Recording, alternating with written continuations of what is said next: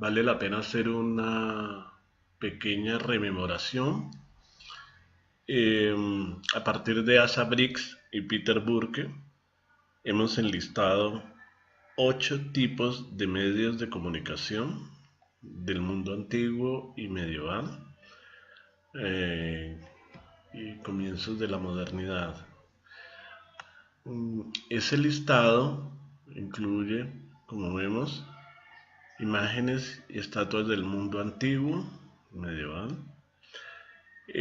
vías de transporte y medios de transporte, las catedrales y la arquitectura, la gran arquitectura. Y en esta sesión vamos a ocuparnos de estos últimos 5 grandes grupos de medios: los rituales públicos, celebración y espectáculos, la cultura oral y la prédica hablada, los manuscritos y el copiado a mano, la carta, la imprenta, el taller, que marcaría, entre otras, la transición entre medios de comunicación pública instituidos preindustriales y medios de comunicación pública instituidos de naturaleza industrial. Y agregamos al listado, no está en el listado original de Asa Briggs y Peter Burke, las bibliotecas y diversos lugares de reunión pública en las ciudades.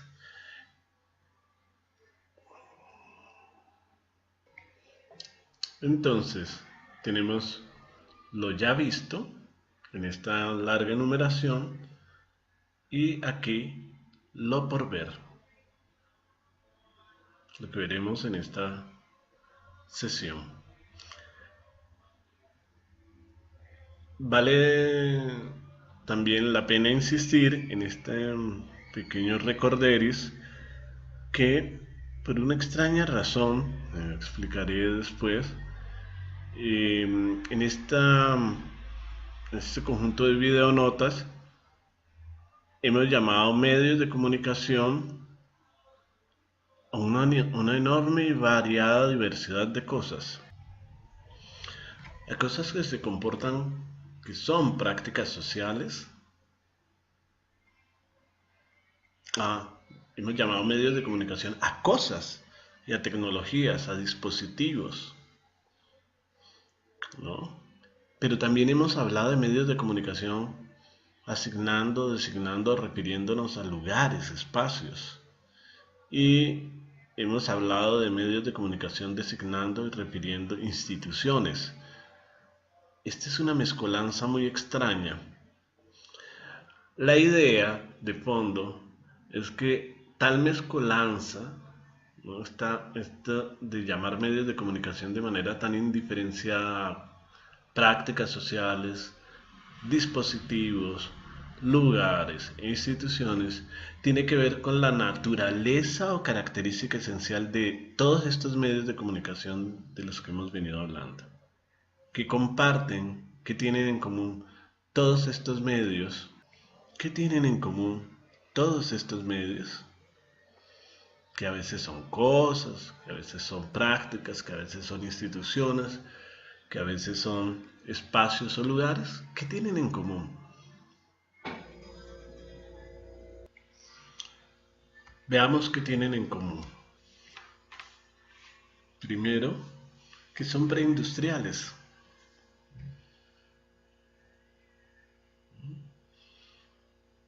Designan una fase, ¿no?, de la producción, de las formas de organización de la producción no industriales. Segundo, suponen una muy importante presencia corporal, una profunda copresencia corporal, trabajo humano vivo, son muy ricos en trabajo humano vivo. El cuerpo cuenta mucho en estos medios de comunicación. Y tercero, implican centralmente formas de comunicación directa, no mediada. En la medida en que dependen de trabajo humano vivo, también son ricos en comunicación directa, no mediada, es decir, son ricos en conversaciones. La conversación está a la base, son siempre, las conversaciones están muy próximas, están en el corazón de todos estos medios de comunicación.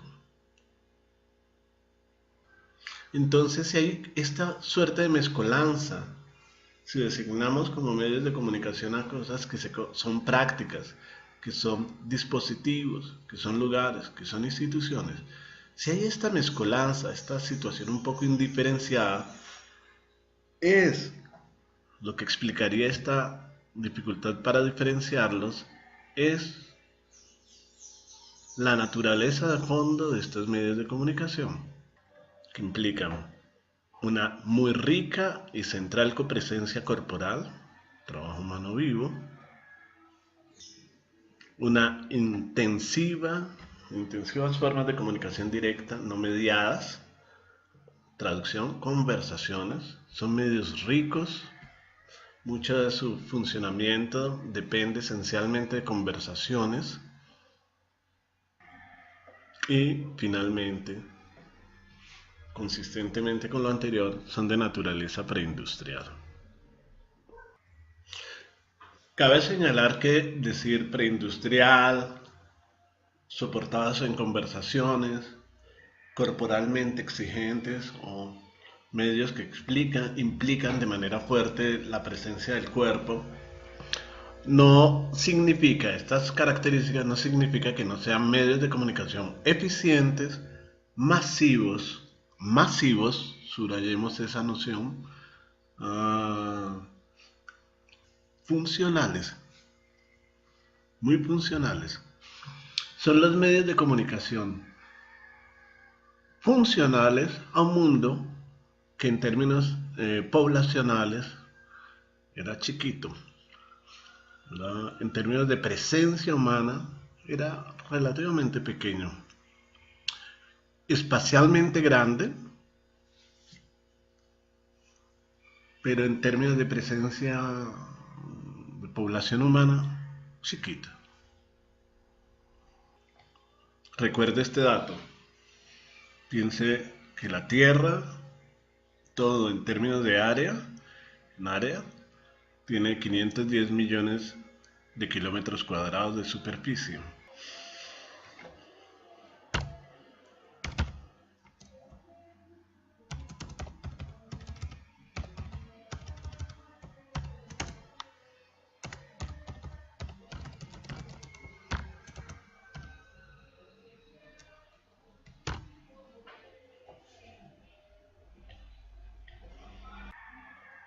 De esos 510 millones de kilómetros cuadrados de superficie, 359 millones de kilómetros cuadrados son agua.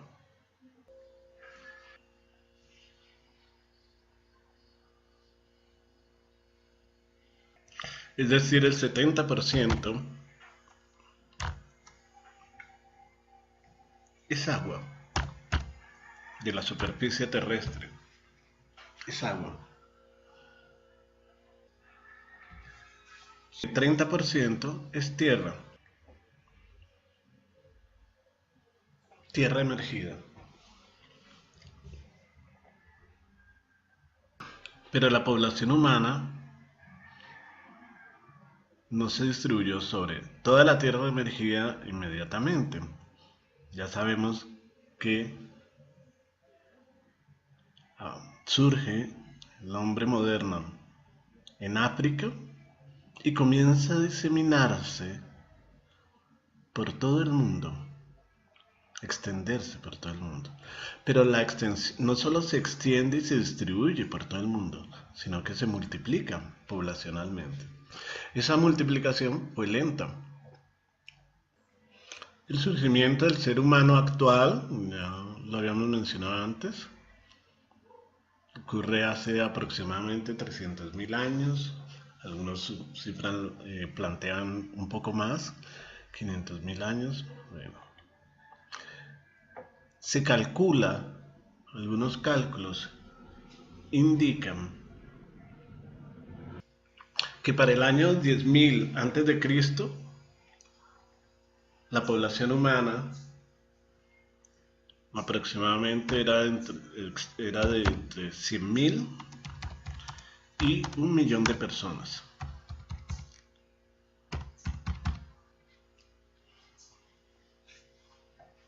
Para el año 8000 antes de Cristo, es decir, 2000 años después, la población humana se ha multiplicado por 8. Se calculan 8 millones de personas. Y para el año 1000 antes de Cristo, es decir, 7000 años después, se calcula que en la Tierra había 50 millones de seres humanos. Se ha multiplicado la población humana 9 veces. Un poco más de 9 veces. Y para el año 500 antes de Cristo, o sea, 500 años después de la cifra anterior, la población humana se había duplicado, 100 millones de personas. Y 500 años después, para el año 1 después de Cristo,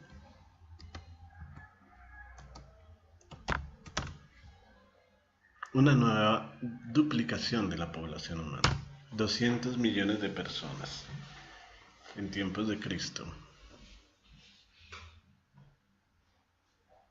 Noten, toda esta progresión en los mismos 150 millones de kilómetros cuadrados de tierras emergidas. Es decir, en términos de proporción, cada vez hay menos tierra por ser humano. Pero en el año primero después de Cristo había mucha tierra, comillas, potencial, habitable por ser humano. Noten, lo que estamos diciendo es que no es que el mundo se haya encogido, no, la población humana se ha ensanchado y las conexiones entre la población humana se han suturado, se han estrechado. Para entender muy bien qué quiere decir esto de encogimiento del mundo en relación al crecimiento de la población humana, háganse a esta idea. Para el año 1 después de Cristo, que hubiera 200 millones de personas significaba que si se distribuyera toda la tierra disponible entre esas 200 millones de personas, a cada persona le correspondería algo así como una Colombia. Colombia tiene cerca de 1.100.000 kilómetros cuadrados. Entonces, eso puede hacer comprensible qué quiere decir encogimiento del mundo. No es que el mundo se ha encogido, es que nos hemos ensanchado nosotros, los seres humanos, en términos estrictos. Imagínense que a usted le asignaran una Colombia entera en el año 1 después de Cristo, en una política de reforma agraria mundial, global, a usted le asignaran una Colombia. Esa es más o menos una buena ilustración de la situación. 1000 años después, para el año 1000 después de Cristo, la población humana llegó a 310 millones de personas. Y aquí vale la pena hacer un pequeño close-up, este periodo en particular, porque hubo un evento crítico, fundamental, que alteró el comportamiento demográfico del mundo conocido. Ese evento crítico fue la peste bubónica. Entonces echémosle un ojito a ese evento crítico y sus efectos demográficos, porque lo vamos a incorporar después, más adelante, a esta reflexión sobre los medios de comunicación pública instituidos modernos. Vale la pena hacer una observación detallada de este evento histórico, social, cultural y demográfico clave que fue la peste bubónica o la peste negra. Se calcula que hacia 1150 la población en Europa era de cerca de 50 millones de habitantes, un poco más en la población colombiana actual en toda Europa. Y hacia 1300 la población alcanza 73 millones de seres humanos aproximadamente. Pero hacia un siglo después, 1400, la población disminuye a 45 millones de personas. Es una disminución profundamente sensible. Pero aquí hay dos eventos que es relevante subrayar. Lo que ocurre entre 1150 y 1300, y ese es un evento 1, y lo que ocurre entre 1300 y 1400, un evento 2. El evento 1 es que entre 1150, 1100 y 1300 hay una auténtica revolución agrícola en Europa. Hay excedentes agrícolas, hay un crecimiento de la producción muy significativo en Europa. Se extiende el consumo y el uso de bebidas alcohólicas, cervezas, por ejemplo, lo que benefició notablemente la sobrevida de población, para que lo sepan, población infantil. Digamos, muchas de las muertes a temprana edad en el mundo ocurren por problemas de parásitos, parasitarios, sobre todo en la población ya afincada a un lugar, digamos, en donde se expone continuamente a las heces, al detritus, a las basuras, ya sedentaria, una población sedentaria, se expone a los productos de su propia ingesta, digamos, entre otras, a los derivados de su propia producción local. Dentro de su propia producción local están los desechos orgánicos, y esos desechos orgánicos suelen contaminar a la propia población. Entonces, el aumento de excedentes de producción agrícola, el uso de la producción de bebidas alcohólicas permitió, entre otras, mejorar en la población infantil sus pronósticos de vida. Debido a que ya desde entonces comienza eso que se conoce mucho en las poblaciones rurales colombianas, que es curar el estómago de los niños, darles alguito de bebidas alcohólicas, cerveza, para curar su estómago, que no es otra cosa que curarlo de enfermedades parasitarias, ¿no? Eso se tradujo en un incremento significativo de la población europea, entre 1100 y 1300. Entonces es un evento 1, excedentes agrícolas, mejoras en la producción agrícola, un real auge económico, un pequeño auge económico significativo, incremento de la población. Y el segundo evento ya es la peste negra. Digamos, la peste negra, se sabe,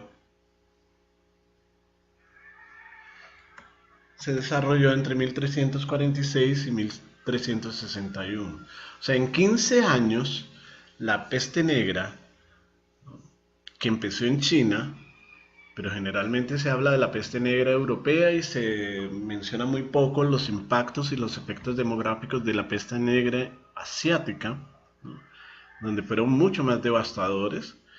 La peste negra en 15 años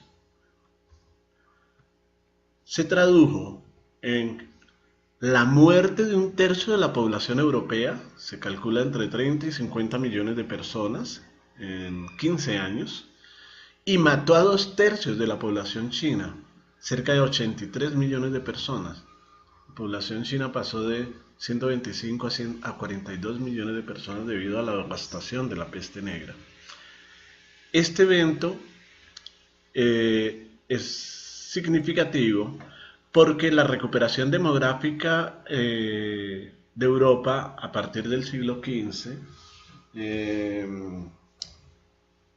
es lenta, comienza a hacerse lenta. Entonces volvamos a nuestro mapa del mundo, la distribución de la población. Entonces Europa se ensancha, por decirlo de alguna manera, en la medida en que se encoge la población en la segunda mitad del siglo XIV. Eso es importante en el relato que venimos haciendo. Entonces volvamos acá a nuestra imagen. En nuestra imagen demográfica, en 1300 ocurre una gran devastación demográfica. Tras esta gran devastación demográfica viene un proceso de recuperación de la población humana, el número de habitantes en la Tierra, y se calcula que aproximadamente 450 años después, la población humana estará llegando a 791 millones de personas. Es decir, pasamos de, en el año 1 después de Cristo, 1.000.000 de kilómetros cuadrados por persona, aproximadamente, a casi 200.000 metros cuadrados por persona en 1750. Es decir, si se hubiera hecho una gran reforma territorial, mundial, democrática en 1750 y se hubiera asignado a cada ser humano una porción equivalente de tierra, ¿no? Cada ser humano lo hubiera recibido una quinta parte del área de la Universidad del Valle.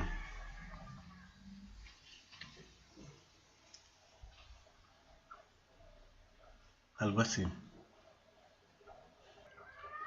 50 años después, la población mundial alcanza 978 millones de personas. Y en algún momento, en el primer tercio del siglo XIX, sobrepasamos los 1.000 millones de personas. Para 1850 éramos 1.262 millones de seres humanos sobre la Tierra. Y para 1900 alcanzamos los 1.650 millones de personas. Y para 1950, 50 años después, ya 2.520 millones de personas.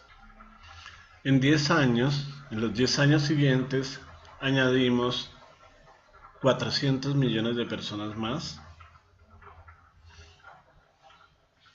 2.983 millones de personas. Y en los 15 años siguientes, terminamos añadiendo 1.000 millones de personas más a la población humana. 4.000 millones de personas cruzamos la barrera en 1975. 15 años después, sumamos otros 1.000 millones de personas más. En 1900 cruzamos la barrera de los 5.000 millones de seres humanos vivos sobre la Tierra. Nos tomó 10 años más volver a superar la barrera de los 1.000, y en el 2000 alcanzamos 6.070 millones de personas.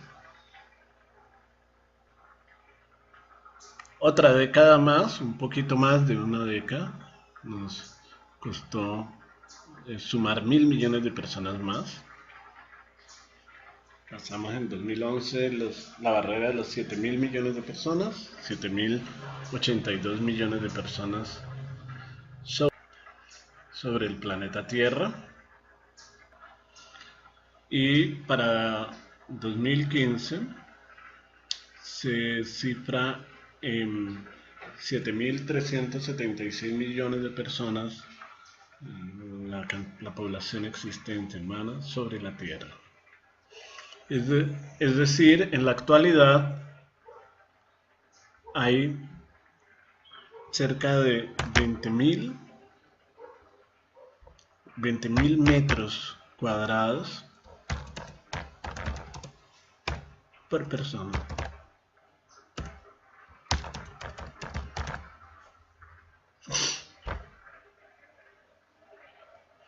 Es decir, en 2000 años pasamos de una Colombia por persona a 20.000 metros cuadrados por persona.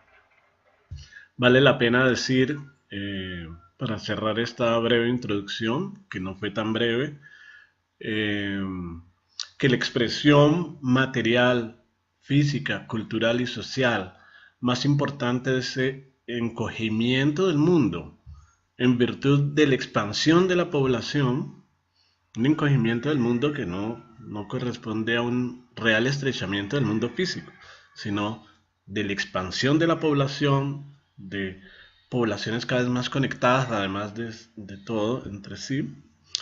La expresión material de ese encogimiento del mundo es un gran metamedio caracterizada por una intensiva presencia, rozamiento y copresencia corporal, una riqueza de espacios y nichos de comunicación directa no mediada, un gran metamedio rico en conversaciones y claramente preindustrial. La ciudad.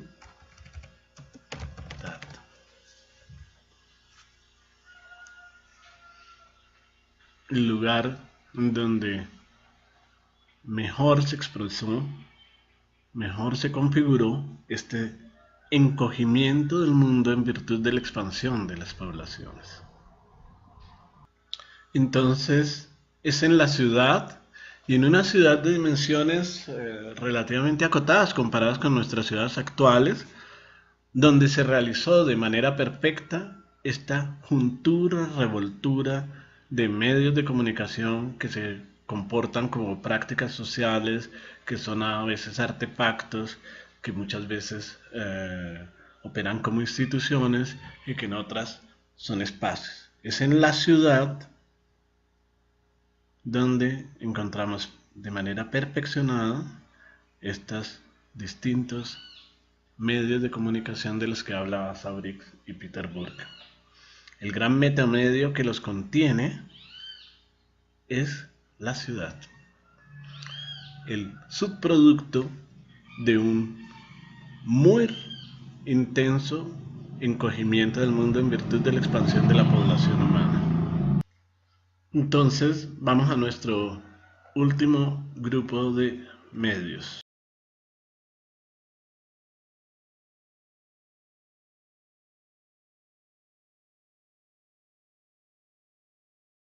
Retengamos estas 6 ideas que resumen lo que hemos expuesto hasta la sesión de hoy. La primera idea, subrayada hace unos segundos, la eficacia de las formas de comunicación física y de transporte terrestre desde la antigüedad. Una eficacia que ustedes deben relacionar y que debemos relacionar con el tamaño de la población humana existente. Unos sistemas de transporte que movían el cuerpo y mercancía a una velocidad cercana a 4 km por hora.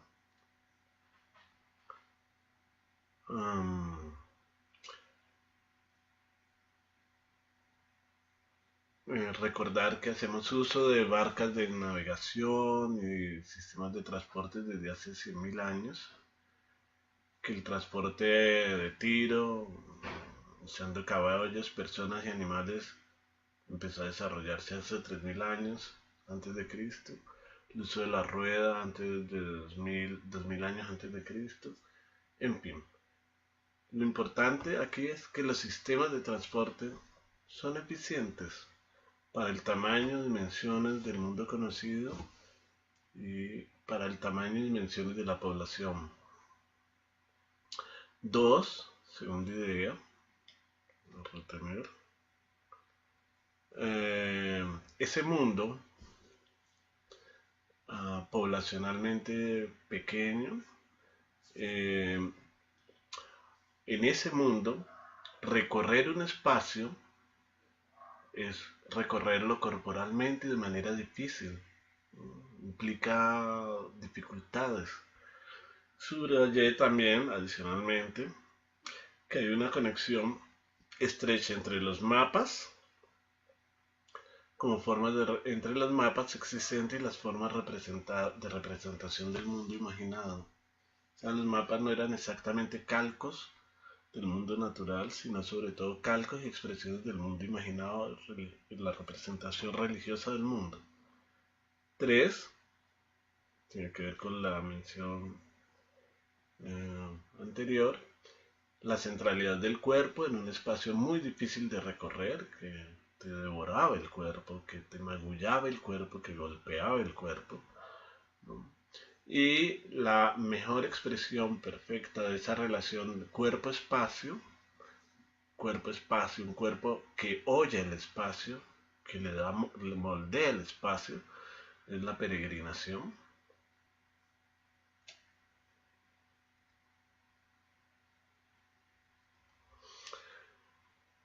4. La conexión entre caminos y la expansión de un medio de comunicación clave, los correos.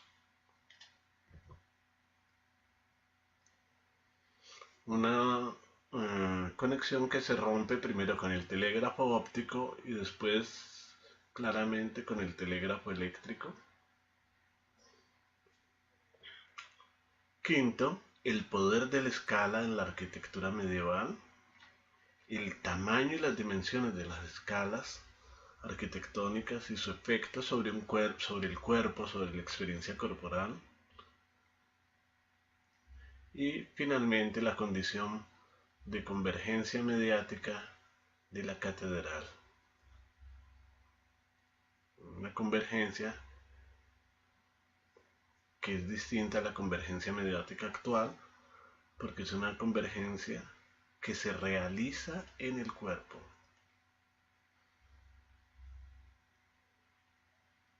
Y bien, vamos a nuestro cuarto grupo de medios de comunicación. Los rituales públicos, celebraciones y espectáculos.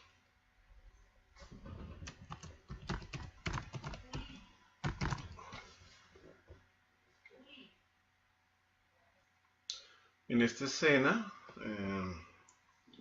ritual de coronación de rey Felipe Augusto II, 1 de noviembre de 1179, en la Catedral de Reims, Francia.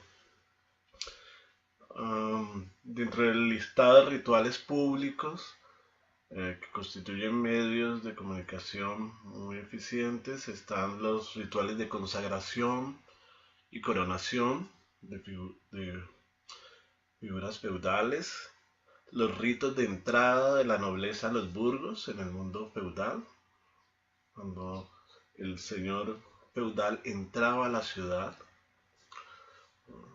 precedido de caballería y una procesión importante de gente. La elaboración de rituales dramáticos, como la coronación de reyes y los rituales de vasallaje, de los cuales vimos algunas escenas en el pasado. Los suplicios públicos, los tormentos y las torturas públicas y la ejecución pública de condenados son algunos ejemplos de estos rituales públicos. Hoy sabemos que muchos de esos rituales públicos se reciclarán en la actualidad bajo las formas de espectáculos mediáticos deportivos, la televerdad en vivo y en directo, la comunicación que exhibe, digamos, comillas, la realidad en extremo, en condiciones extremas, y mucho incluso del periodismo que llamamos periodismo noticioso es ni más ni menos la revelación de grandes espectáculos y grandes acontecimientos, incluidos los acontecimientos derivados de accidentes de la naturaleza o accidentes sociales. La quema de brujas, la tortura de herejes, procedimientos extraordinariamente racionales, sistemáticos, muy argumentados.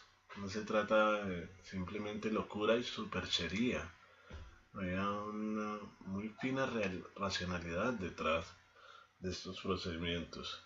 Por ejemplo, el modo de ejecución pública en la Iglesia Católica de brujas está debidamente legislado.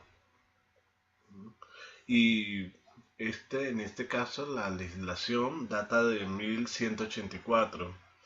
Se legisló que la quema debía ser el castigo oficial por herejía. Y es muy interesante el argumento de fondo. ¿Por qué se quemaba el cuerpo? Se quemaba el cuerpo porque de esta manera el condenado no tendría un cuerpo en el que resucitar en el más allá.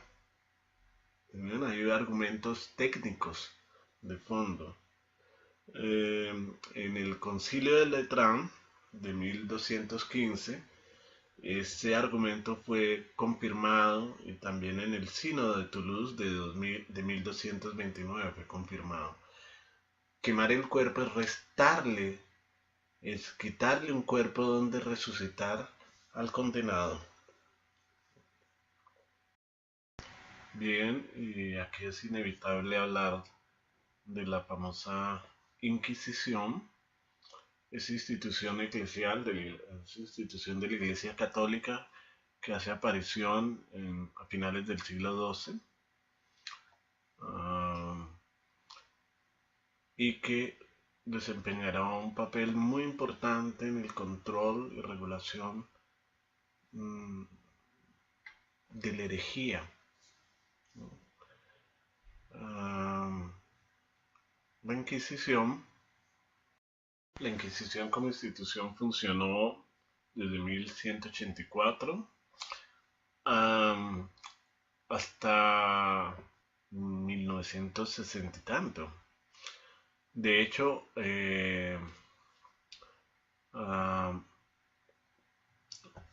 aunque la más conocida forma de la Inquisición es la Inquisición española, entre 1478 y 1821, la institución misma fue transformada o se transfiguró recientemente, relativamente recientemente,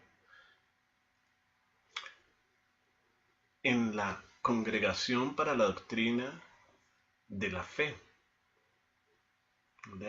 Hoy, ese es el nombre del órgano colegiado de la Santa Sede que resume la Inquisición. Es de ahí, de la Congregación para la Doctrina de la Fe, donde saldrá el impronunciable Joseph Ratzinger, el penúltimo papa, fue quien la presidió antes de convertirse en papa.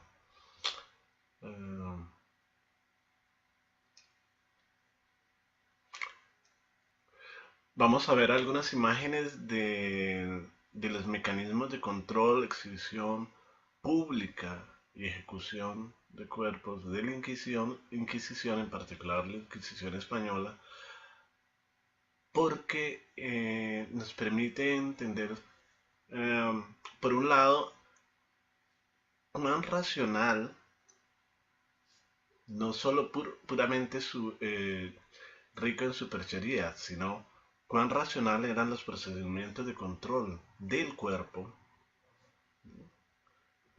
enarbolados detrás de los sistemas de tortura y ejecución inquisitorial,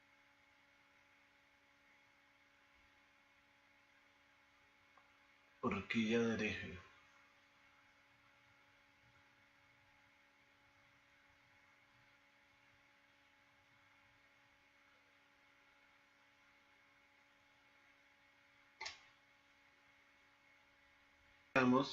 Y leamos el pequeño texto Inconspectu Tormentorum, a la vista de los tormentos. Cuando las pruebas no permitían llegar a una conclusión definitiva, pero existían indicios de herejía y el acusado se negaba a confesar, entonces se dictaba sentencia del tormento. Esta sentencia no era en ningún caso la pena que dictaba el tribunal contra el acusado, sino la manera de obtener la verdad sobre la acusación. Si bien la tortura fue usada con frecuencia para arrancar de su error al hereje, también es cierto que eso solo se hacía como último recurso ante la obstinación del acusado. En este sentido, las inquisiciones no fueron particularmente imaginativas y tampoco fueron especialmente crueles, sino que se limitaron por lo general a adoptar los tipos de tortura usados con mayor frecuencia en los tribunales civiles, que sí se caracterizaban por su extrema crueldad. La Inquisición no era más cruel que los tribunales civiles comunes. La sentencia de tormento se ejecuta siempre conforme a derecho, buena conciencia y arbitrio de los jueces. Como las reglas en España impedían que un acusado fuera torturado más de una vez, lo normal es que las sesiones no se acabaran, sino que simplemente se suspendían, sirviendo esto como una amenaza para continuar con los tormentos. Las confesiones obtenidas mediante tortura jamás eran tenidas como válidas por la coacción empleada para obtenerlas. Por esta razón, el acusado debía ratificar su confesión 24 horas después de acabada la tortura. Con frecuencia el acusado era colocado en inconspectu tormentorum, con la convicción de que la vista de los instrumentos de tortura bastaría para provocar la confesión. El objetivo de la tortura era la confesión y el arrepentimiento del hereje, pero no solo, también se intentaba por todos los medios que el acusado confesara todo lo que pudiera saber sobre otros herejes, in caput alienum. Y vale la pena leer, español antiguo, el modelo de sentencias. Christi nomine invocato. Fallamos atentos los autos y méritos del dicho proceso, indicios y sospechas que del resultan dentro del dicho fulano, que le debemos de condenar y condenamos a que sea puesto a cuestión de tormento, en el cual mandamos y persevere por tanto tiempo, cuanto a nosotros bien visto fuere, para que en él diga la verdad de lo que está testificando y acusado, con protestación que le hacemos que si en dicho tormento muriere o fuese lisiado, o se siguiere efusión de sangre o mutilación de miembro, sea culpa suya y cargo, y no la nuestra, por no haber querido decir la verdad. Y por esta nuestra sentencia sí lo pronunciamos, y mandamos en estos escritos y por ellos. Otros objetos de tortura: el traje de tormentos, la guillotina,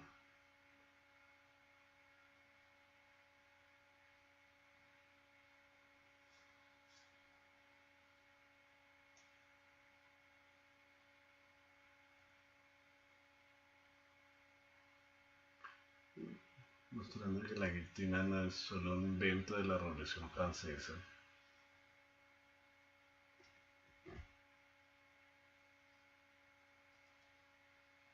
La jaula.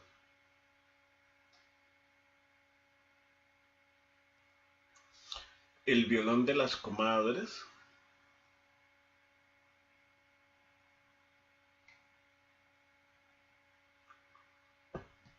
collar para vagos y penitentes, sillas de tortura, silla de interrogatorio, otra silla de interrogatorio,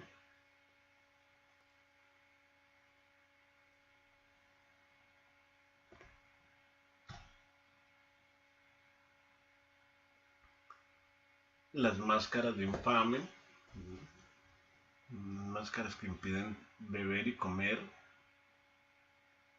además el metal desgarra la piel, y además de eso la persona era sometida a escarnio público, a visibilidad pública.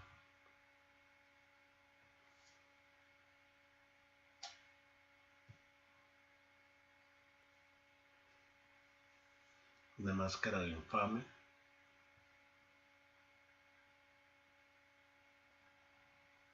y otro ejemplo de máscara de infame, y una tercera máscara de infame. Máscaras infamantes, mejor es el término.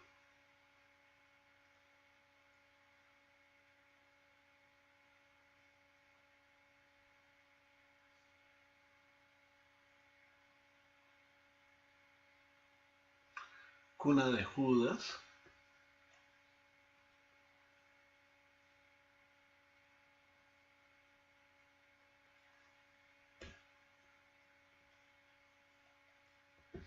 collares de púas,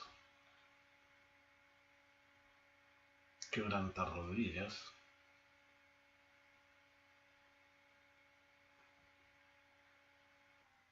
y la sala de Inquisición con sus rollos de registro.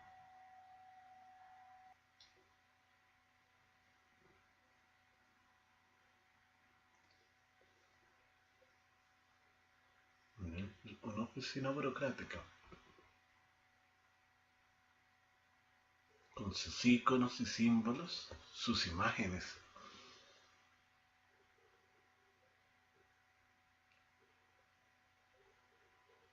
En este caso su escudo. Otra imagen de una sala de Inquisición. Y los registros escritos de procesos, de sentencias, una representación gráfica de un instante de control empresarial, y la horca como instrumento.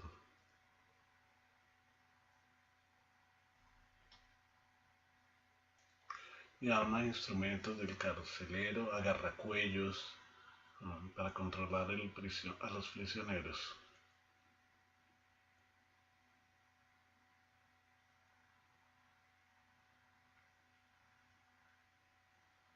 El cinturón de castidad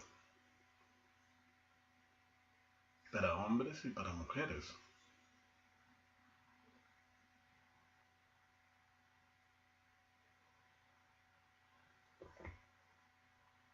Desgarradores de senos.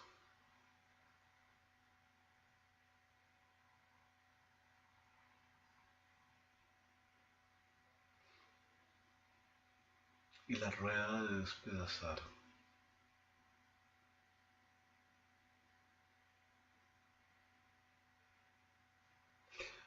La toca o la tortura del agua.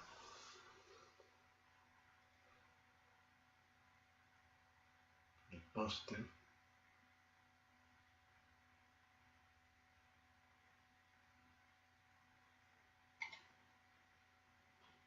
Y un listado de las herejías identificadas, a los errores en materia de fe, las desviaciones. Y echémosle ojo a qué eran las herejías, porque normalmente uno cree que las herejías eran desviaciones tremendamente extravagantes y actos de clara ruptura con la fe. Y resulta que vistos hoy, vistas algunas de algunas de estas prácticas que entonces se llamaban herejía, hoy nos parecerían, bueno, ¿En qué sentido son desviaciones? Nos preguntaríamos. Veamos algunas de ellas. La herejía hace referencia al error en materia de fe sostenido pertinazmente. Las religiones ven en los herejes un grave peligro para su propia existencia y sobre todo para la salvación de las almas de los creyentes. Estos son los grupos heréticos. Los subordinacianos pretendían que la ley judaica era necesaria para la salvación de las almas. Otros no atribuían a la segunda persona de la Santísima Trinidad sino un carácter divino inferior al de Dios Padre. Los adopcionistas, de los que hicimos alguna mención en el pasado, hubo quien hablaba de la divinidad por adopción. Jesucristo era divino por adopción, no por ser engendrado por María, sino por adopción. 3. Había quienes no distinguían a las personas de la Santísima Trinidad, no viendo en ellas sino modos diferentes de la misma divinidad, modalistas. El Espíritu Santo era una modalidad de la divinidad, no una tercera condición de la divinidad, o Jesucristo mismo. Otros afirmaban poseer conocimientos profundos inaccesibles a la gente común, los gnósticos. Por otro lado, los partidarios de Montano pretendían la inminencia de la venida de Jesucristo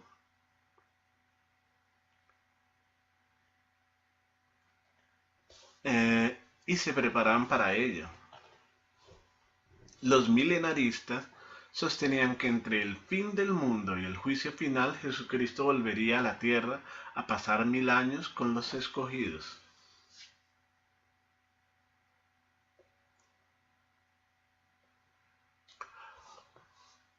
El arrianismo, ¿no?, y los macedonismos eran dos de estos grupos que centraron sus ataques en la Santísima Trinidad, en la idea de que había tres entidades divinas. Otros dudaban de la encarnación de Cristo, los pelagianistas y los semipelagianistas. Adicionalmente, a finales del siglo XIII surgieron en Europa dos nuevos grupos de herejes particularmente activos. Los cátaros puros rechazaban los ritos católicos y los sacramentos, dedicando sus mayores esfuerzos a una prédica y práctica totalmente anticatólica, incluyendo numerosos hechos de sangre, entre ellos el de peores consecuencias, el asesinato del nuncio papal Pedro de Castelnau.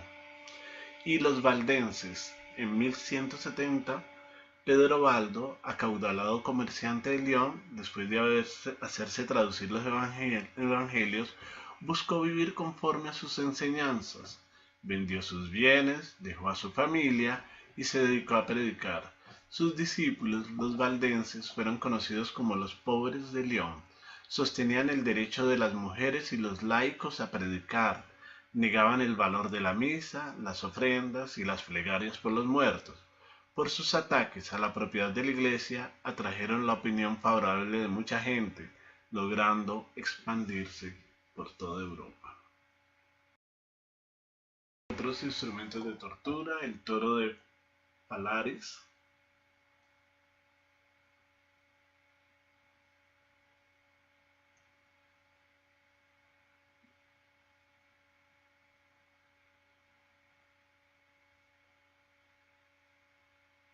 el barril de clavos,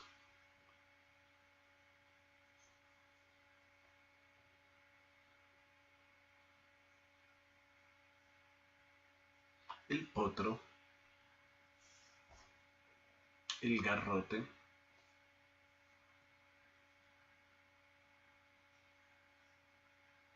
el hacha, el tajo, el potro en escalera, el tormento y los famosos sanbenitos, que eran trajes.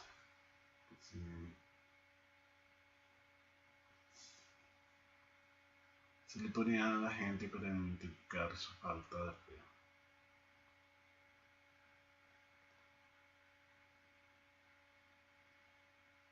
La jaula de madera.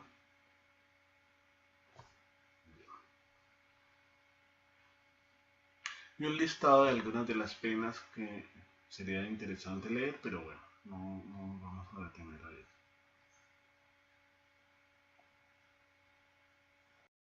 Y aquí algunos registros eh, sensuales de la Inquisición española entre 1481 y 1808.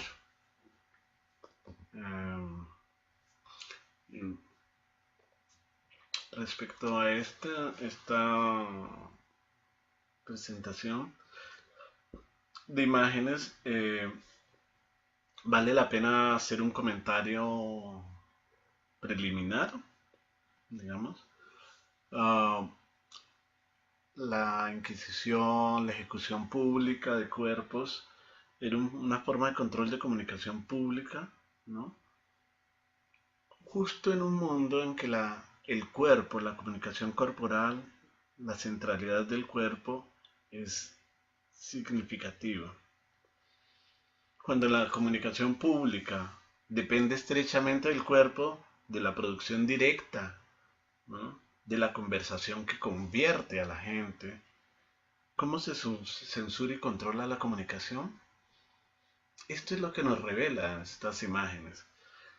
Las formas de control y de censura de la comunicación en un mundo en que la comunicación pública está corporalmente centrada.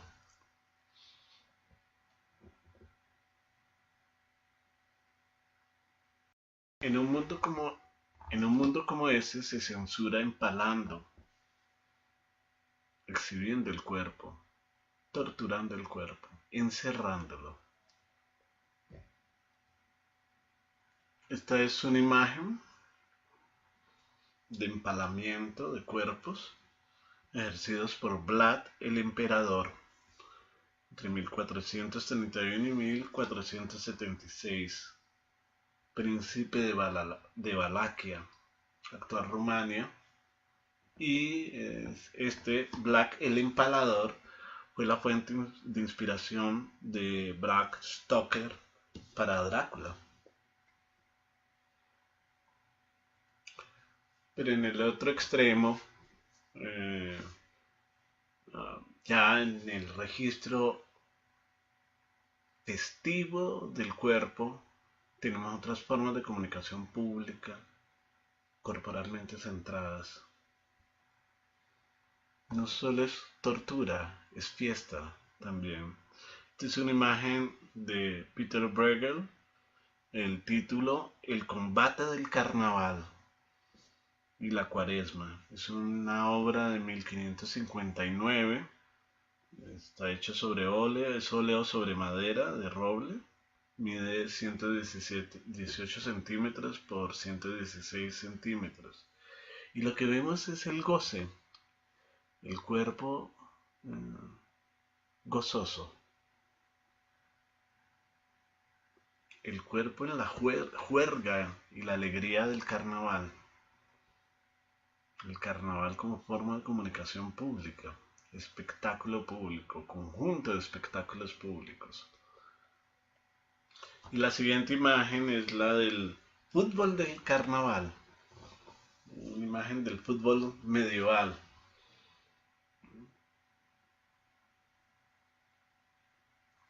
En este caso es el fútbol medieval, de donde nació el fútbol, Inglaterra. Entonces, este es nuestro nuevo conjunto de medios. La exhibición pública, las celebraciones públicas, los rituales públicos. Los rituales públicos que celebran, que exhiben, que exponen cuerpos. Comunicación pública corporal, mente centrada en los dos registros, o tres registros, el de las coronaciones, ¿no?, los grandes eventos públicos de consagración, el de la tortura y el de la ejecución públicas, y el de el carnaval y la fiesta, la celebración festiva popular del carnaval. Veamos el quinto gran grupo de medios: la cultura oral y la prédica hablada, la palabra hablada. Por supuesto, en esta imagen vemos al predicador, pero también vemos el libro del predicador. Entonces es una palabra hablada, muchas veces anclada al libro que es un objeto exclusivo, relativamente restringido. Veamos algunos datos interesantes al respecto. ¿Cuántas personas sabían leer en el medioevo? ¿Cuál es el cálculo existente? ¿Cuántas personas saben leer hoy, por ejemplo, en Colombia? Busque por un momento los datos. ¿Cuántas personas están alfabetizadas? No estamos hablando de personas alfabetas funcionales y analfabetas funcionales. Hay gente que sabe leer, pero no lee nunca. Son los analfabetas funcionales. ¿Cuántas personas eran alfabetas funcionales en el medioevo?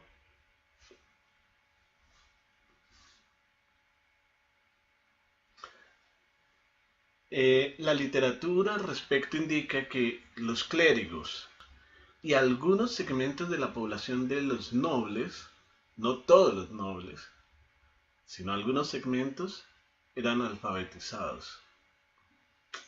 Algunas estimaciones señalan que entre el 6 y el 15% de la población estaba alfabetizada en el medioevo. Y las indicaciones más optimistas señalan que no más del 30 o el 40% de la población estaba alfabetizada. De hecho, saber leer se consideraba una prueba de pertenencia al clero. Como saben, pertenecer al clero te eximía de algunos de los castigos, te eximía de algunas sanciones o limitaba la índole de las sanciones o el ejercicio de poder del señor feudal sobre algunos segmentos de la población clerical o clerical, mejor. Los miembros estaban por fuera de la jurisdicción de las cortes reales. Los miembros del clero estaban por fuera de la jurisdicción de las cortes reales y por lo tanto exentos de las penas más graves. Entonces, desde 1172, en que se estableció el beneficio del clero era entre otras esas, penas menos severas cuando cometían ciertas ilegalidades. Desde 1172, en que se estableció el beneficio del clero, una prueba, ¿no?, de pertenencia al clero, establecida en 1351, consistía en eso. En aquel que sabía leer era suficiente prueba de que era un sacerdote o un monje. En la Alta Edad Media se da por sentado, por ejemplo, que los caballeros no sabían leer. Y si podían leer, no eran solo caballeros, eran sacerdotes. Y adicionalmente, algunas indicaciones históricas señalan que en las cortes no todos los nobles eran letrados, y es más bien en las ciudades, o sea, en los burgos, el lugar donde vivían los burgueses, los habitantes de los burgos, esto es, los comerciantes, los jueces, la pequeña burocracia pública, quienes están más alfabetizados. Y es a partir del siglo XVI, entre, uh, que comienza a generalizarse la alfabetización. Y aquí una imagen de San Francisco de Asís, que vivió entre 1181 y 1226. Ustedes saben, hizo votos de pobreza, castidad, obediencia, después de ser un noble rico, adinerado. Recuerden que en el siglo XII, como indicamos antes, hubo un crecimiento demográfico significativo, hubo mejoras de la salud relativa debido al creciente consumo de cerveza, desarrollo de los burgueses, de los burgos, crecimiento de los burgueses, de los burgos, a pesar del poder del feudal. Y, saben, Francisco de Asís era hijo de un próspero comerciante, eh, y su conversión de un burgués a piadoso significó, entre otras, ir a visitar al Papa Inocencio III, ¿no? Y renunciar a toda clase de pecados, ¿no? Y al goce burgués de bienes carnales, ¿no? De todo tipo. Es interesante porque son gentes como Francisco de Asís, eh, um, como aquellos que desarrollaron, se inclinaron por la extrema, votos de extrema pobreza, de renuncia a lo que había de boato incluso en la iglesia. Son gentes como estas las que de alguna manera van a ir desencadenando una cierta visión crítica y hereje en la propia iglesia. Los herejes no son descreídos de la iglesia, sino más bien los que desconfían de que la iglesia esté haciendo bien su tarea y al contrario tienen una profunda fe religiosa y sospechan con buenas razones en muchos casos de la eh, fiabilidad y ortodoxia de la iglesia. Muchos de los herejes eran más ortodoxos y radicales en cuestión de fe que los propios sacerdotes. Las órdenes mendicantes quizás fueron algunas de las primeras en que se desarrolló una actitud típicamente moderna. ¿Cuál actitud típicamente moderna? La idea contemplativa del paisaje. Noten esta idea de poder contemplar el paisaje y gozar, disfrutar, ver revelaciones en el paisaje, es muy moderna. Para poder ver en el paisaje rural una experiencia estética es necesario haber desanclado del mundo del trabajo agrícola. Para un campesino no hay algo así como la experiencia del goce estético y contemplativo del campo. Para un campesino el campo es lugar de trabajo, doloroso lugar de trabajo. Estas órdenes mendicantes fueron las primeras que comienzan a caminar el mundo observándolo con piedad. Comienzan a revolverse con los leprosos, los enfermos, ¿no? A dedicar una comprensión piadosa y contemplativa del mundo.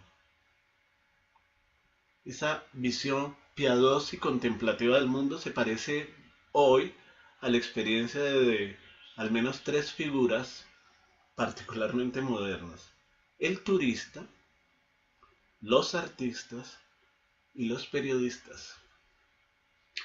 Esta idea de narrar al mismo tiempo distanciadamente del mundo, pero involucrándose con el mundo, es muy moderna. Imaginémonos a continuación varias escenas en las que La conversación, la palabra hablada, desempeña un papel crucial. Primero, el comercio.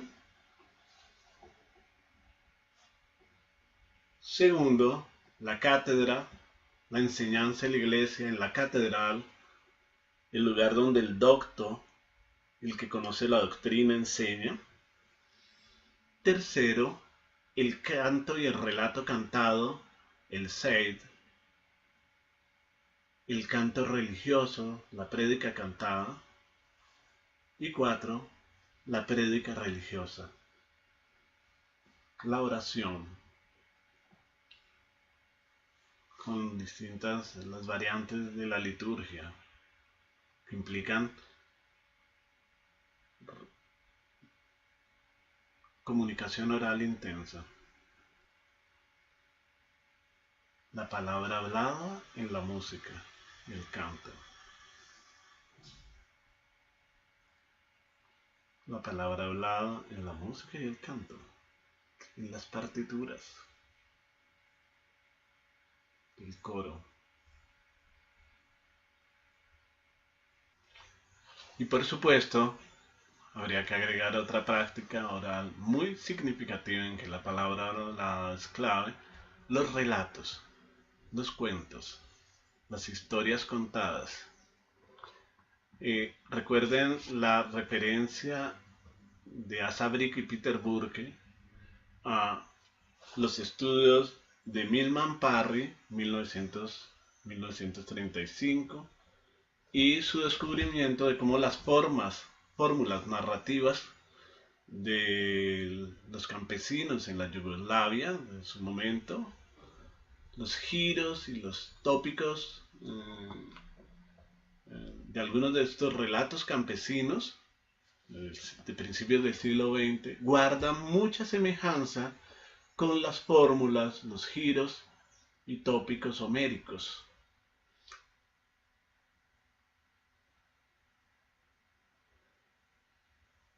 Es decir, fórmulas narrativas conquistadas desde el siglo VIII a.C.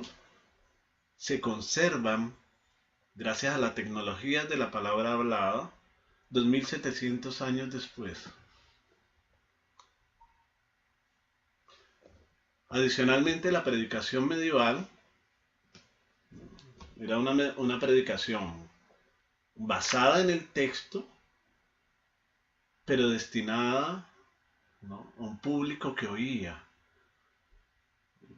Es decir, una predicación que iba de la escritura manuscrita, del texto manuscrito, a la lectura pública.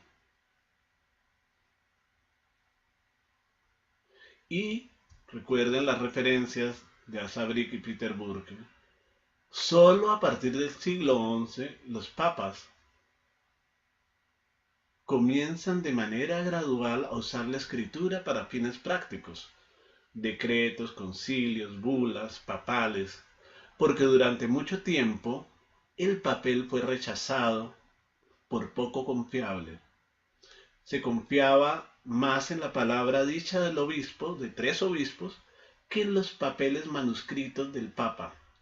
Y cito la referencia a Sabric: esas pieles de carnero ennegrecidas de tinta.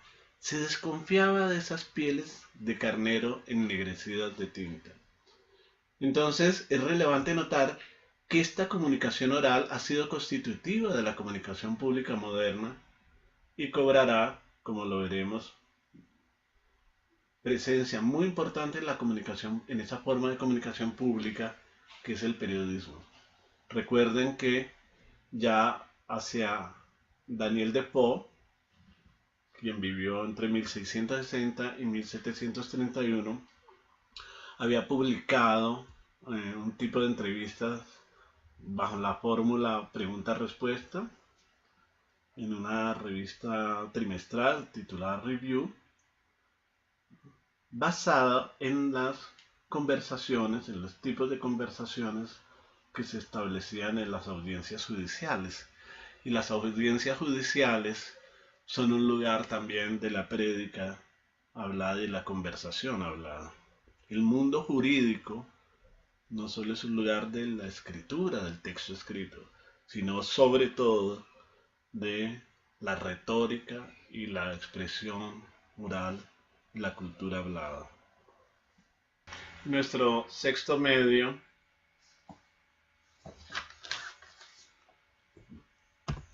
los manuscritos,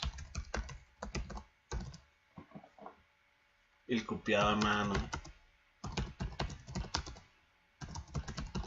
la carta, la palabra escrita.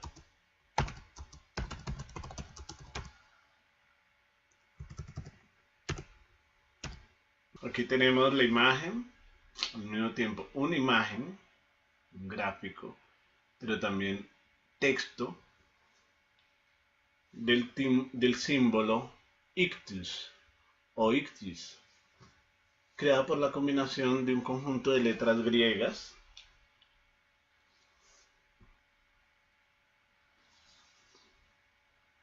ictus, creado por la combinación de un conjunto de letras griegas que son la reproducción del término pez, pero que constituye además un acrónimo. Este conjunto de letras griegas son un acrónimo de Jesus Christus Deus Ius Soter, que se traduce en español como Jesús Cristo, Hijo de Dios, Salvador.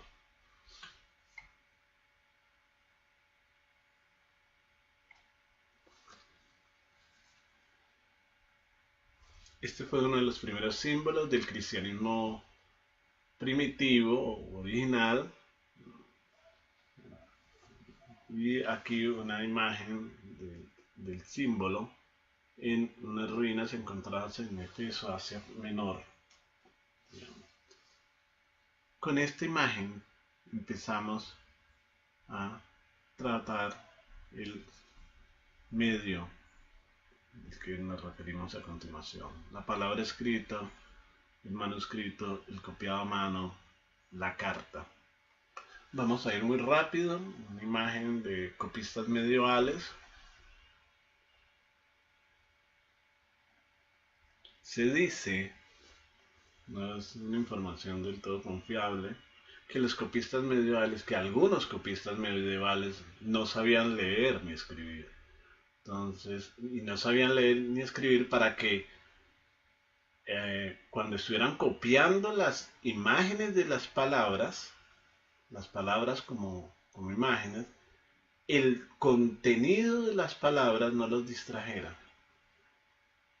Entonces, para que pudieran ser fieles a la grafía, era importante que no leyeran, que no supieran leer para no distorsionar y no desviarse del curso del copiado. Nótese que el trabajo del copiado, como en esta secuencia, ya implica una cierta división técnica del proceso que de alguna manera el mundo del imprinting incorporará, absorberá.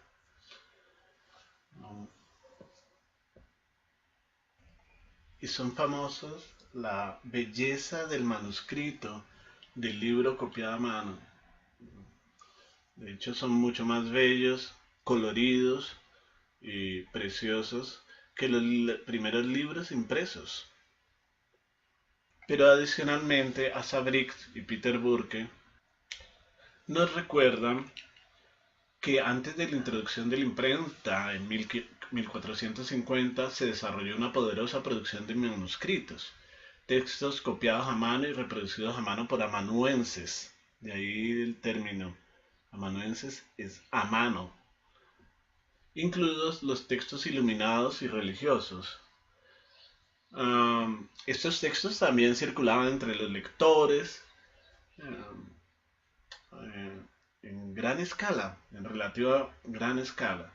Recuerden que en la Biblioteca de Alejandría, 3 siglos antes de Cristo, había 1.000.000 de rollos, se calcula, había disponible 1.000.000 de rollos copiados a mano, reproducidos, algunos de ellos a mano. Recuerden también la referencia de a Sabrick y Peter Burke a que buena parte de la virtud y la importancia de la Biblioteca de Alejandría es que la posibilidad de contar con tantos rollos simultáneos, tantos textos al mismo tiempo, permitió establecer comparaciones, hacer textos comparados al mismo tiempo, establecer contrastes. Y eso es fundamental para una visión crítica de la propia autoridad, de la autoridad del saber.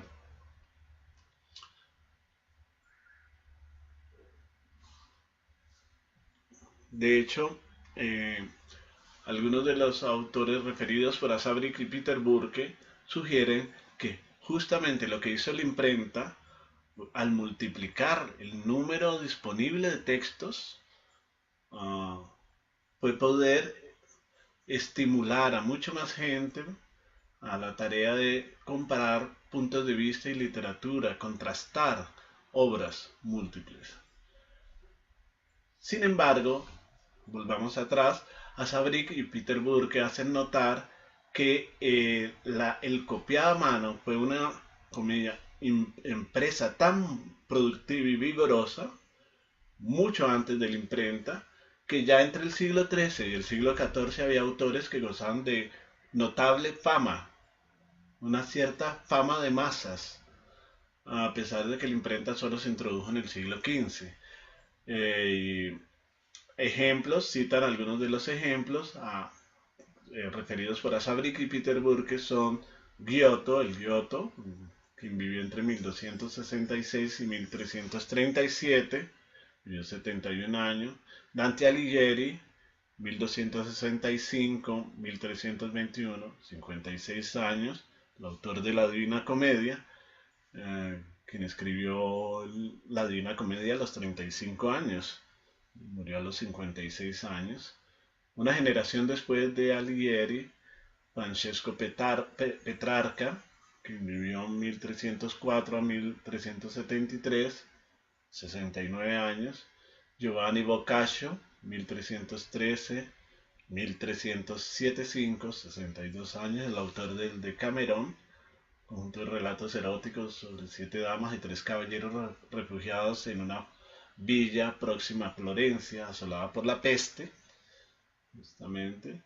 O Geoffrey Chaucer, Londres, entre 1340 y 1400, 60 años, los cuentos de Canterbury gozaron de fama y prestigio antes de la imprenta.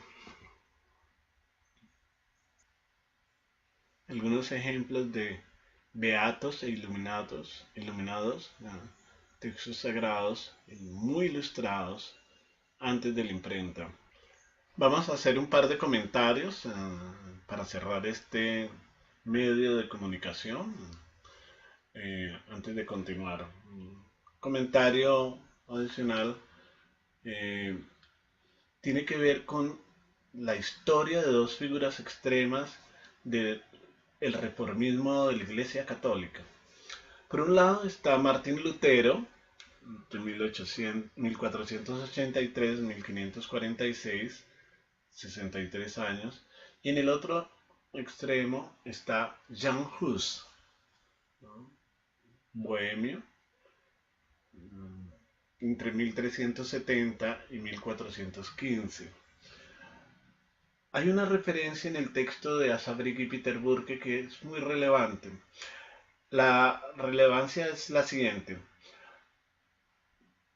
Un objetivo fundamental de los primeros reformadores de la iglesia era conseguir comunicarse con todos los cristianos, mientras que Erasmo de Rotterdam, 1466-1536, que también deseaba reformar la iglesia, escribió en latín para que se le pudiera leer en los círculos académicos de toda Europa. Lutero siguió en general la estrategia opuesta, pues en lengua vernácula, escribir en lengua vernácula para que este mensaje llegara a la gente común, lo que en primer momento implicó limitarse o escribir para el mundo germanohablante. Gracias al nuevo medio, es decir, la imprenta, fue imposible acallar a Lutero, como se había hecho en cambio, con herejes anteriores, como el reformista checo Jan Hus, 1369 o 70 a 1415 aproximadamente. A Jan Hus, que tenía ideas muy similares a las de Lutero, pero escribía en latín y divulgó el latín, se lo censuró quemándolo. Se lo eliminó quemándolo. En ese sentido, la imprenta convirtió a la Reforma en una revolución permanente. Sin duda, de poco habría servido, digamos, a la Iglesia Católica quemar a Lutero como hereje, una vez que se podía disponer de sus escritos en gran cantidad y a mitad de precio, sugieren Asa Brick y Peter Burke.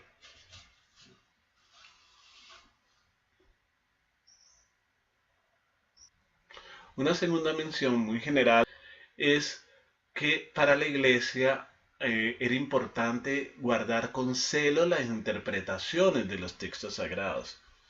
Entonces, por eso no se trataba solo de acceso a los libros sagrados, sino que era importante que quien leyera y divulgara, interpretara estos textos sagrados, fuera alguien cultivado y consagrado a su vez. Por lo tanto, eh, para la Iglesia Católica, los reformistas cometían un atentado todavía más grave.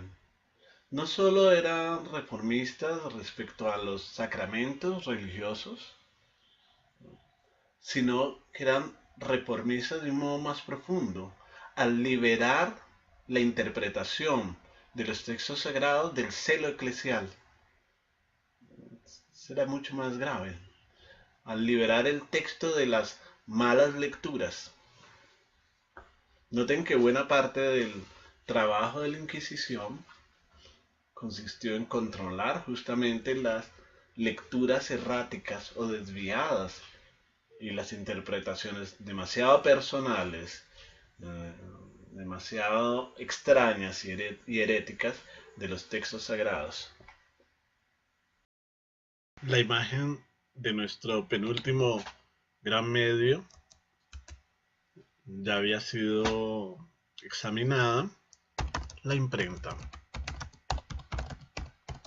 el taller de imprenta.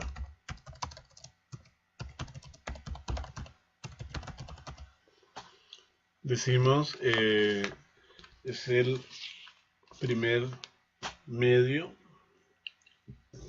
estrictamente industrial con una visión técnica del trabajo, roles diferenciados. Hay una desagregación de pasos y la obra completa se estructura al final del proceso, ¿no? Del proceso de compaginación y organización y montaje de la pieza, ¿no?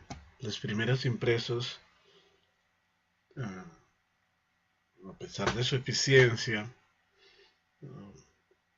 no tenían la belleza, el impacto de los manuscritos. También es importante subrayar que la imprenta, el taller de imprenta, en ese lugar no se imprimían solo textos escritos, sino que progresivamente, también en el taller de imprenta, se comenzaron a imprimir partituras, planos, grabados, imágenes de adorno, calendarios, listas, planos astronómicos, planos de rutas y caminos, y por supuesto libros y tardíamente periódicos.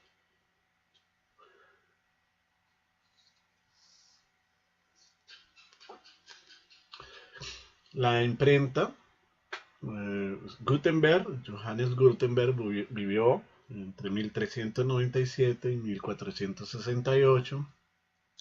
En 1450, en asocio con John Hus, imprimió la Biblia latina a doble columna, como en la imagen, 42 líneas por página, y es conocida esta como la Biblia de Gutenberg.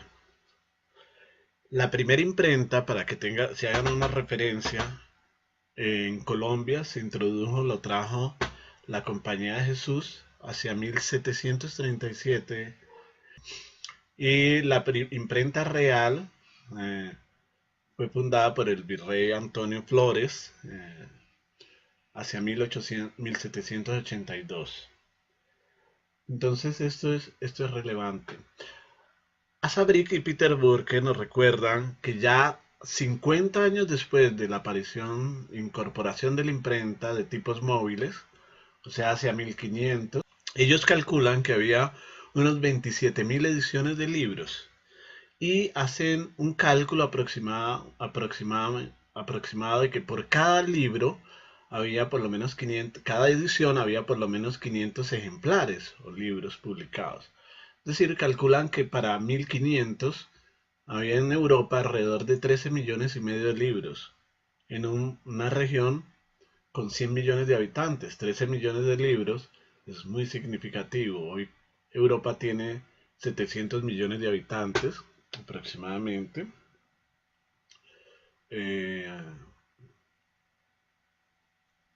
Algo así como 68 habitantes por kilómetro cuadrado. Y cuentan a Sabrick y Peter Burke que el gran centro editorial e impresor de Europa en ese momento eran dos, París y Venecia. En Venecia, de esos 11 millones aproximadamente de libros, 13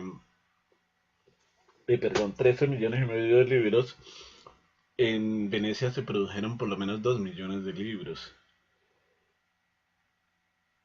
Y ya nos cuentan a Sabrick Peter Burke en el siglo XVI se hablaba de que tras un siglo de introducción de la imprenta había superficialidad, había muchos libros superfluos y había exceso de libros.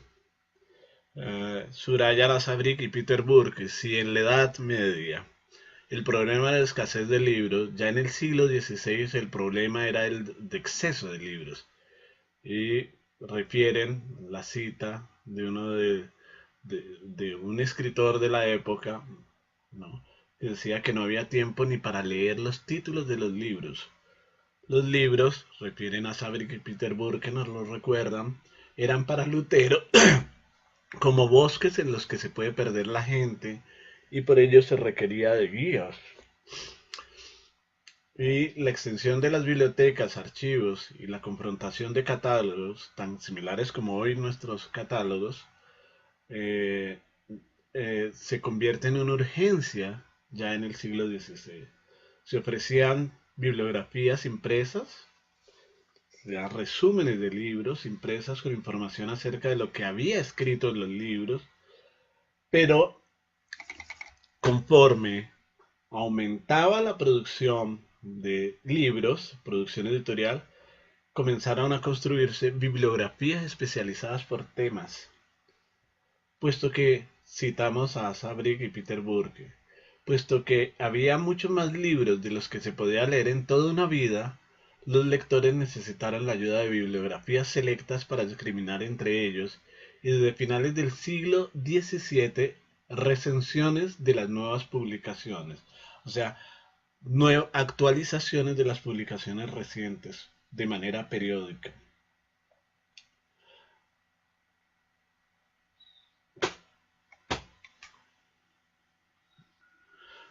Para finalizar, hay un detalle muy lindo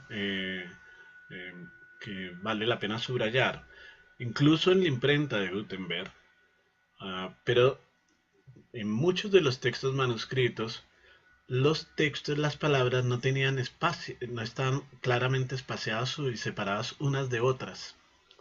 Con frecuencia las palabras las líneas eran secuencias completas de frases pegadas unas de otras, porque se daba por sentado que el lector del libro sabía del libro y sabía de la pauta de lectura del libro y de la pauta de puntuación del libro. Pues la puntuación no se había generalizado.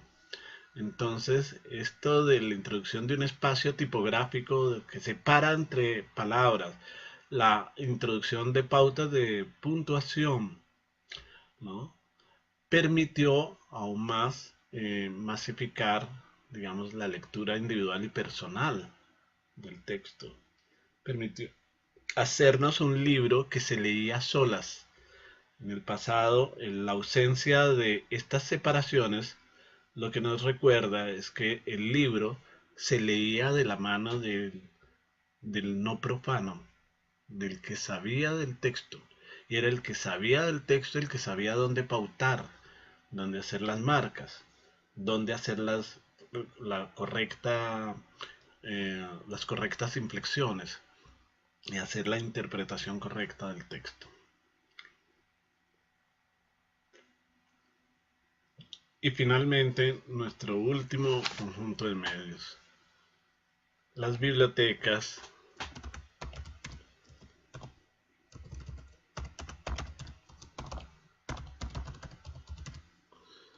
los lugares de lectura y reunión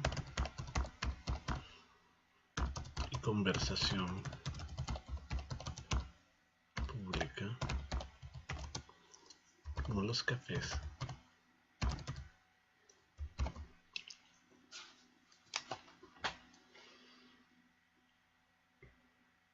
En esta imagen, la biblioteca de la abadía de Waldhausen, en Baviera, Alemania, fue fundada en 1133 y la abadía y la biblioteca en 1433.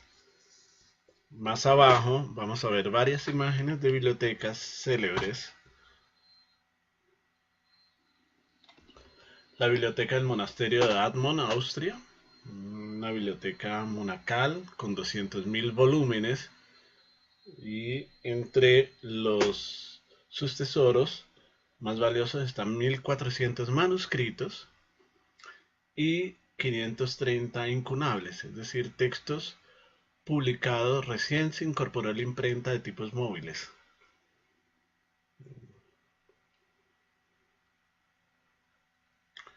La Biblioteca General de la Universidad de Coimbra, Portugal, siglo XVI, con 1.000.000 de volúmenes para la época. Entonces, quisiéramos cerrar estas observaciones con estas imágenes de bibliotecas, de libros, una secuencia de imágenes que ilustran el conjunto de medios que vimos finalmente. Observaciones que haré a continuación provienen de esta pieza, de este texto de Luis de las Heras, El libro y la lectura en la plena Edad Media. Incluyo la dirección electrónica del texto y procedo. Dice de las Heras que hasta bien entrada la Edad Media, que había dominio del analfabetismo, los lectores más que leer oían el texto leído por otros.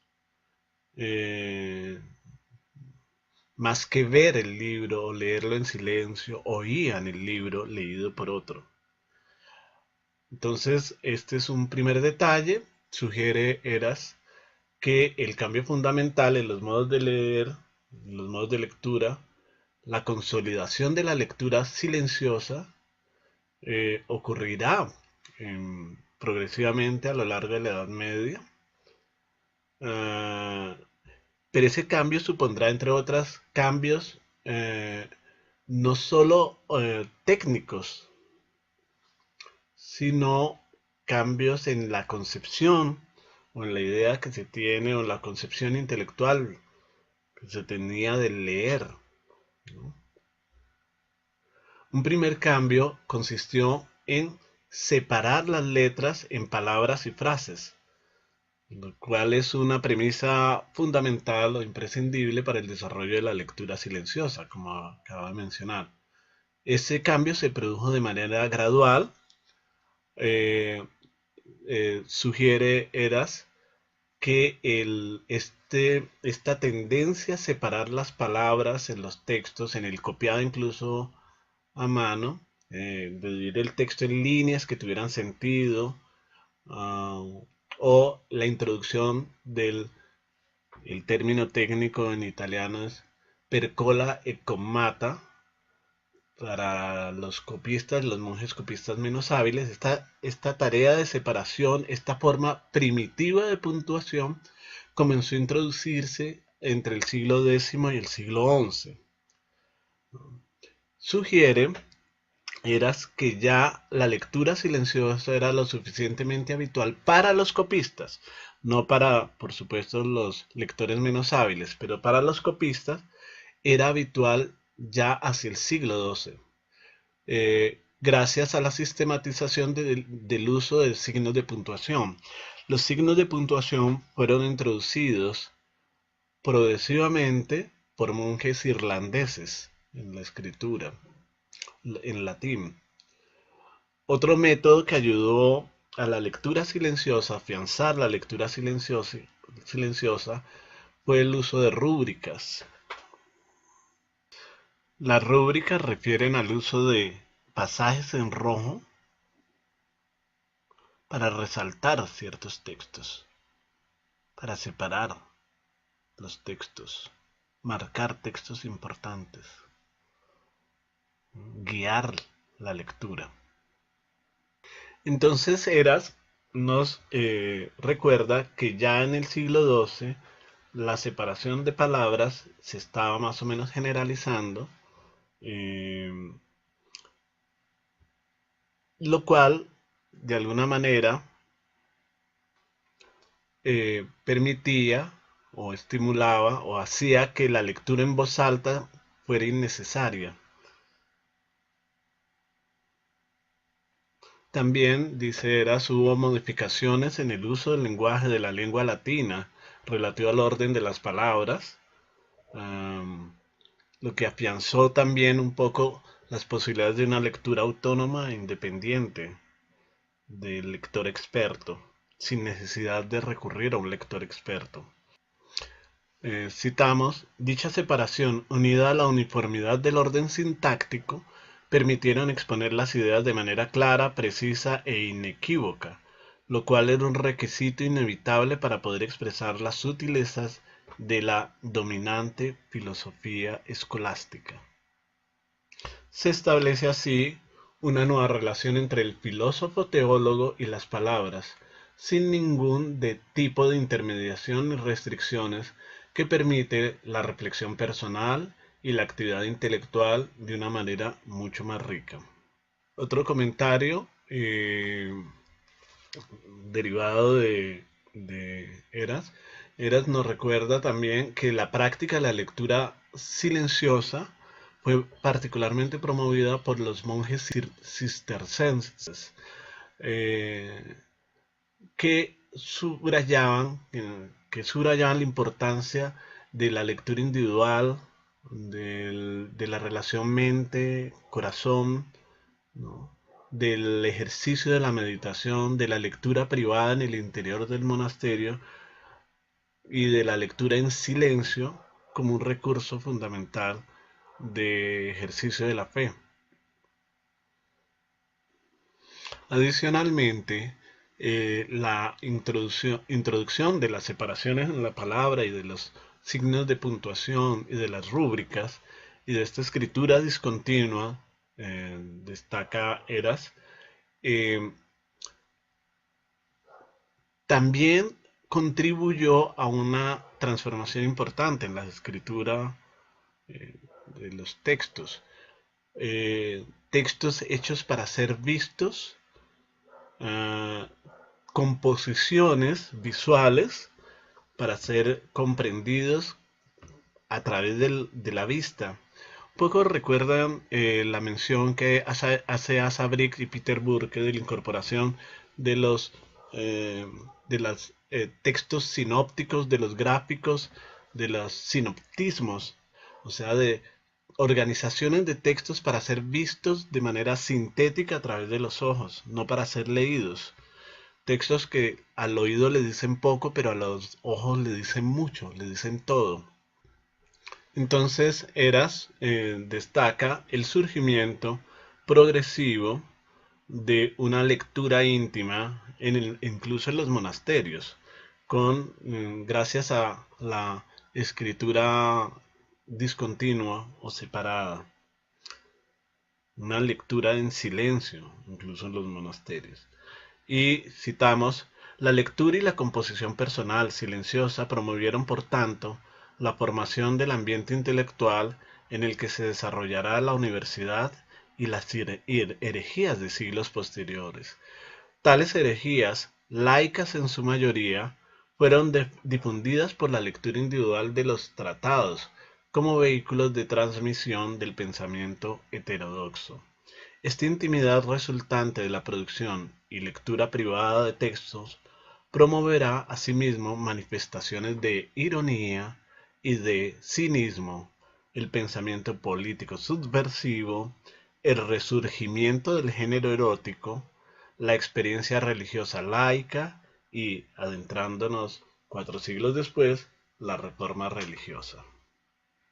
Dato adicional introducido por Eras, que es muy bueno.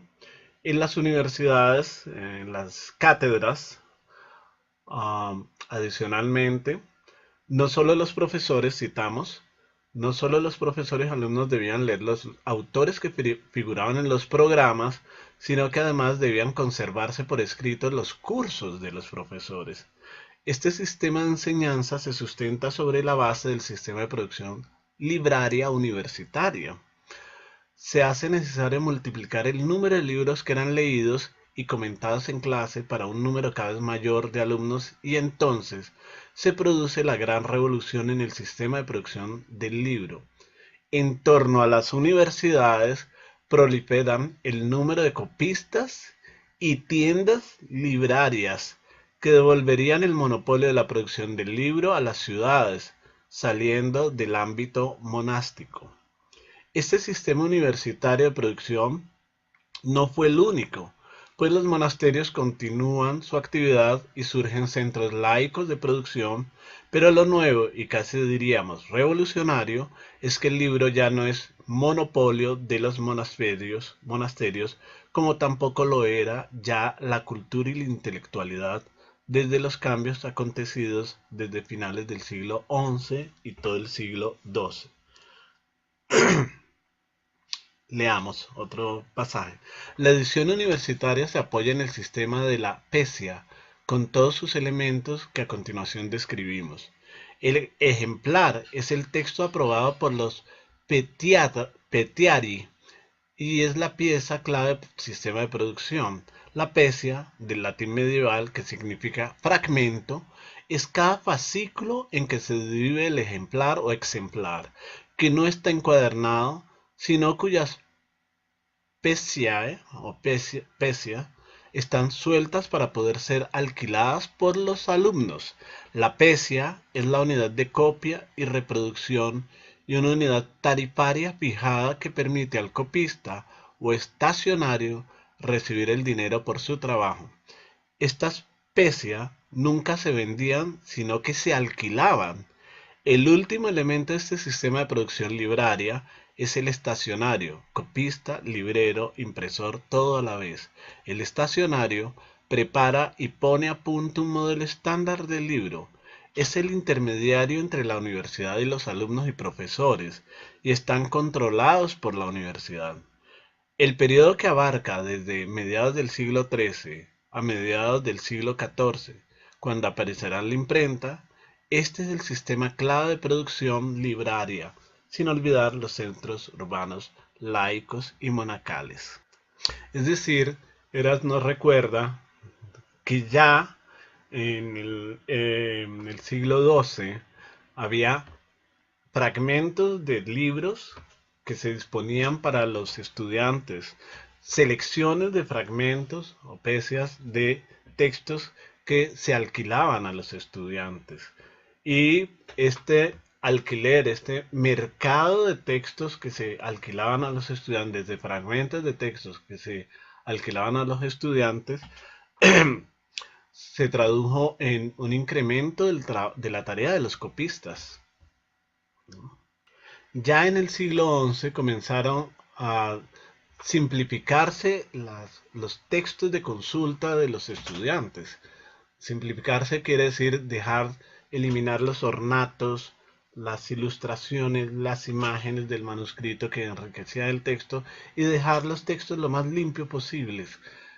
Leemos textualmente.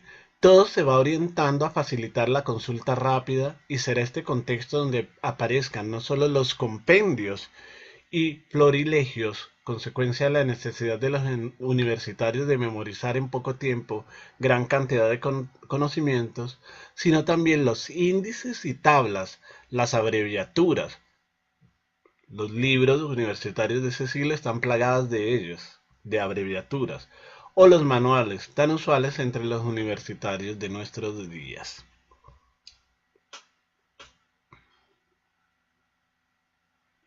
Y la última cita de Eras.